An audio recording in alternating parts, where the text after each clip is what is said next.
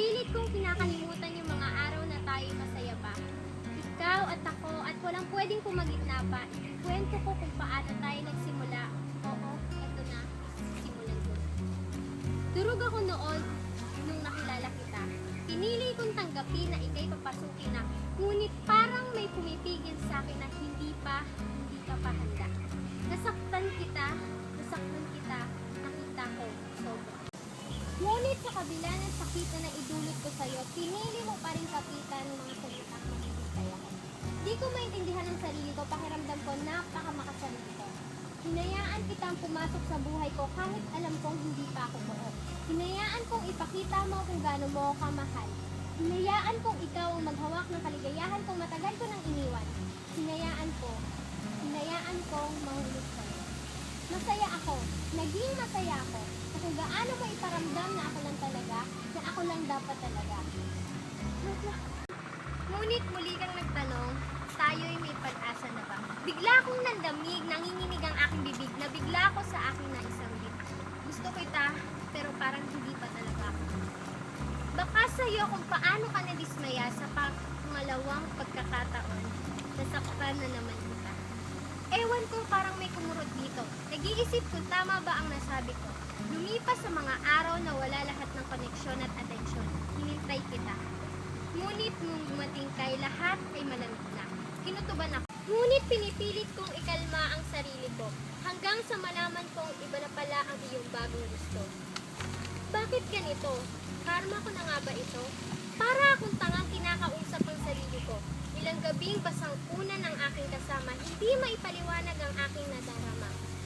Hanggang sa aking napagtanto, ganito ako kasi may nararamdaman ako.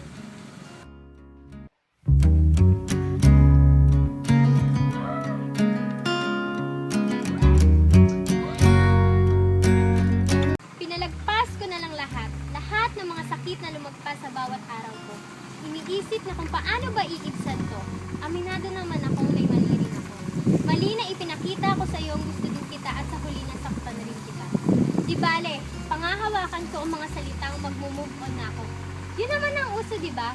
Uusad kahit hindi naging kayo talaga. Lumipas ang ilang buwan, ramdam ko na ding ako'y iyong nakalimutan. Hinayaan ko na lang. Hinayaan ko na.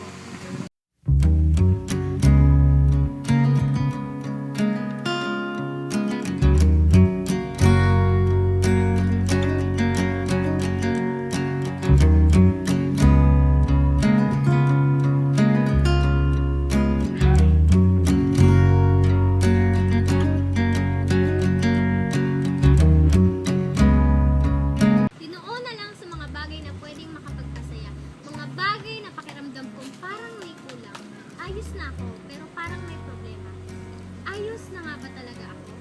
Ano pa nga bang wala? Mga tanong na naglalaro sa isip ko na hindi ko alam kung may angkop na sagot na nga ba. Pero teka, may nakikita ako. Parang may nakikita ako. Nakikita akong ikay pabalik na, hinihintay kita, hanggang sa ako'y maabutan na. Ano na naman kaya?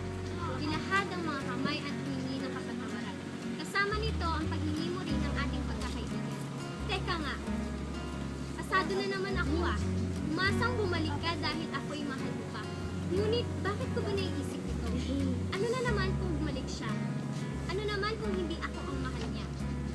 Naguguluhan ako. Ano ba tong mga tanong na ito? Parang mas lalong bumugulo. Ang sumagi sa isip ko, sa kabila ng lahat ng mga tanong na ito, mukhang alam ko na ang sagot. Mahal ko pa, at umaasang magbabalik lahat kasama na rin ang iyong nararamdaman. Yan mismo ang sagot. Mga sagot na sa akin mismo nagmula. Kaya mahal, huwag kang mag-alala. Alam ko na. May sagot na. Nasagot ko na. Bumalik ka man o hindi na, ang tanong,